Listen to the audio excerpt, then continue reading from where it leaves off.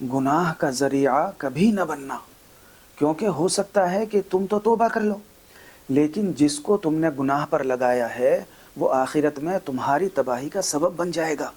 تصور کریں، آپ سچے دل سے توبہ کر چکے ہیں، آپ کی آنکھوں میں ندامت کے آنسو ہیں، اور لیکن عین اسی وقت دنیا کے کسی کونے میں کوئی شخص آپ کا پھیلایا ہوا گناہ کر رہا ہے جس کا وبال آپ کے نامہ اعمال میں لکھا جا رہا ہے۔ کتنا خوفناک ہے یہ منظر کہ آپ کسی دوسرے کی تباہی کا بھی سبب بنیں اور پھر آخرت میں اپنی بربادی کا بھی سبب بن سکتے ہیں۔ اسی سنگین معاملے پر اللہ کے رسول صلی اللہ علیہ وسلم نے ہمیں خبردار کرتے ہوئے یہ ارشاد فرمایا ہے، جس نے کوئی برائی لوگوں میں پھیلائی تو اس کو ان تمام لوگوں کے برابر گناہ ہوگا جو اس کی پیروی کریں گے، اور ان کے گناہ میں کوئی کمی نہیں کی جائے گی۔ اس لیے نیکی پھیلائیں اور اچھائی پھیلانے کا ذریعہ بنیں،